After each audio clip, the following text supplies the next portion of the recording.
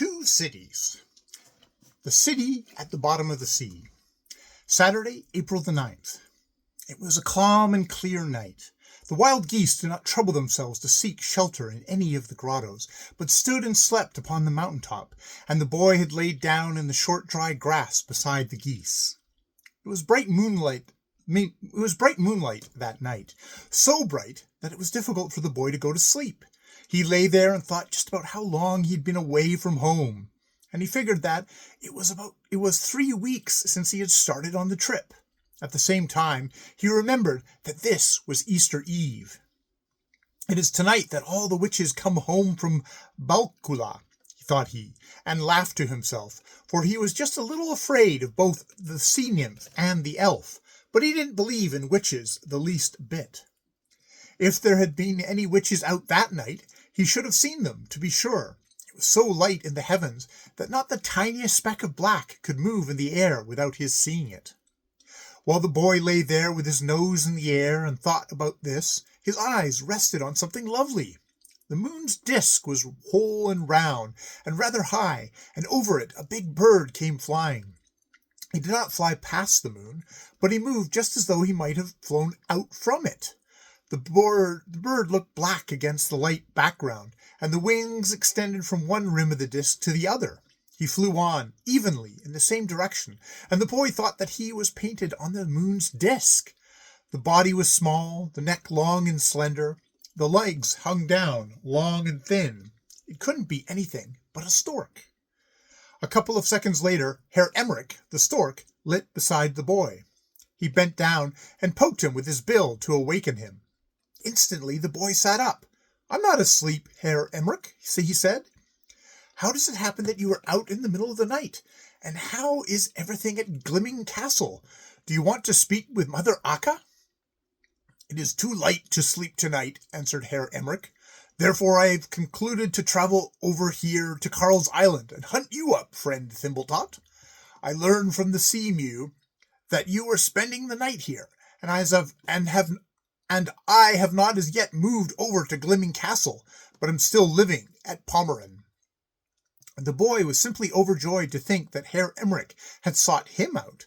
They chatted about all sorts of things, like old friends.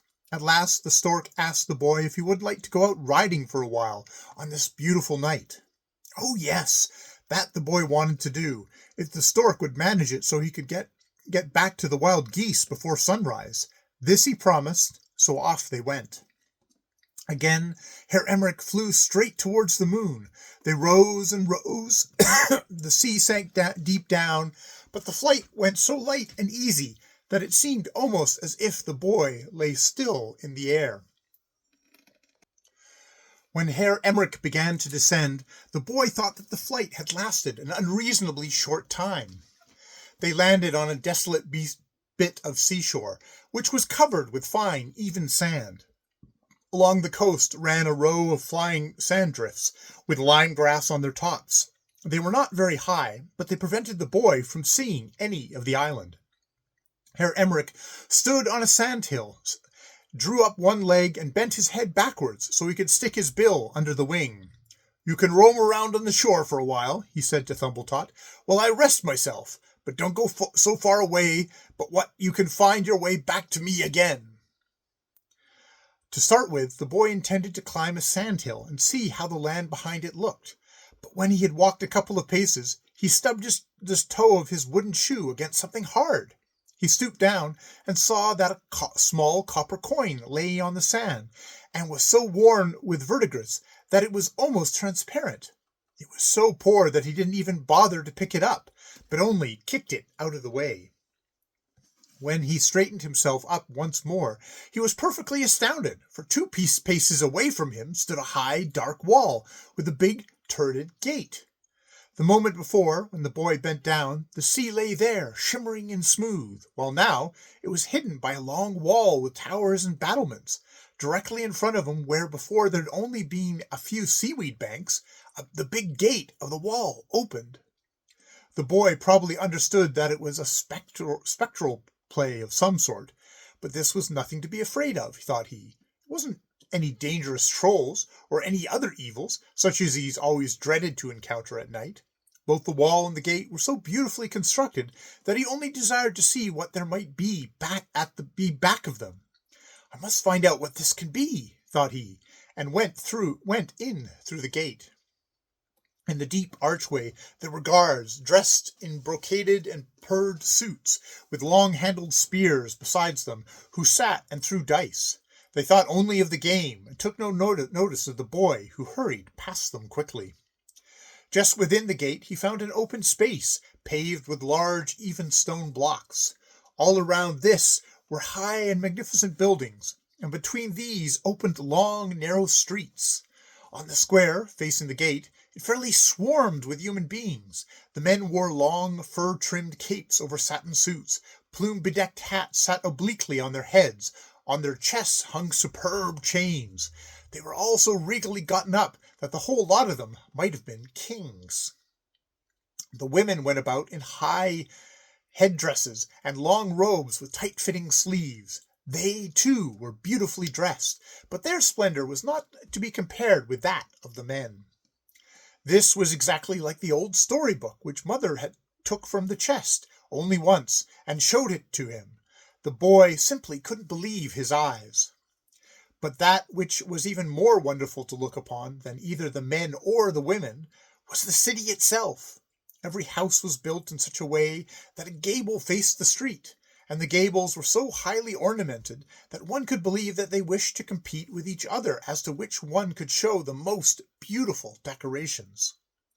When one suddenly sees so much that is new, he cannot manage to treasure it all in his memory, but at least the boy could recall that he had seen stairway gables on the various landings which bore images of the Christ and his apostles, gables where there were images in niche after niche along the walls, gables that were inlaid with multicolored bits of glass, and gables that were striped and checked with white and black marble.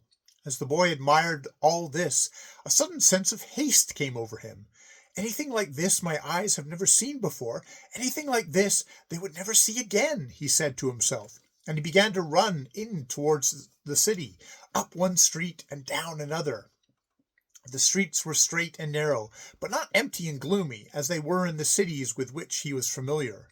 There were people everywhere. Old women sat by their open doors and spun without a spinning wheel, only with the help of a shuttle. The merchant shops were like market stalls, opening on the street. All the hand workers did their work out of doors. In one place they were boiling crude oil, in another tanning hides, in a third there was a long rope walk. If only the boy had time enough, he could have learned how to make all sorts of things. Here he saw how armorers hammered out thin breastplates, how turners tended their irons, how the shoemakers sold soft red shoes, how the gold-wired drawers twisted gold thread, and how the weavers inserted silver and gold into their weaving. But the boy did not have time to stay. He just rushed on, so that he could manage to see as much as possible before it would all vanish. The high wall ran around the city and shut it in, as hedge shuts in a field. He saw it at the end of every street, gable ornamented and crenellated. At the top of the wall walked warriors in shining armor, and when he had run from one end of the city to the other, he came to still another gate in the wall. Outside of this lay the sea and harbor. The boy saw olden-time ships with rowing benches straight across and high structure fore and aft. Some lay and took on cargo, others were just casting anchor. Carriers and merchants hurried around each other. All over it was life and bustle. But even here he did not seem to have the time to linger. He rushed into the city again, and now he came up to the big square. There stood the cathedral with its 3 high towers and deep vaulted arches filled with images. The walls had been so highly decorated by sculptors that there was not a stone without its own special ornamentation. And what a magnificent display of gilded crosses and gold-trimmed altars and priests in golden vestments shimmered through the open gate. Directly opposite the church there was a house with a notched roof and a single slender sky-high tower. That was probably the courthouse, and between the courthouse and the cathedral, all around the square, stood the beautifully gabled houses with their multiplicity of adornments. The boy had run himself both warm and tired. He thought that he had now seen the most remarkable things, and therefore he began to walk more leisurely. The street on which he had turned into now was surely the one where inhabitants purchased their fine clothing. He saw crowds of people standing before the little stalls where the merchants spread brocades, stiff satins, heavy cold cloth, shimmering velvet, delicate veiling, and laces as sheer as a spider's web. Before, when the boy ran so fast, no one had paid any attention to him. The people must have thought that it was only a little gray rat that darted by them. But now, when he walked down the street very slowly, one of the salesmen caught sight of him and began to beckon to him. At first the boy was uneasy and wanted to hurry out of the way, but the salesman only beckoned and smiled and spread out on the corner a lovely piece of satin damask, as if he wanted to tempt him. The boy shook his head. "I will never be so rich that I can buy even a meter of that cloth," thought he. But now they had caught sight of him in every stall all along the street. Wherever he looked, a salesman and beckoned to him. They left their costly wares and thought only of him. He saw how they hurried into the most hidden corners of the stall to fetch the best that they had to sell, and how their hands trembled with eagerness and haste as they laid it upon the counter.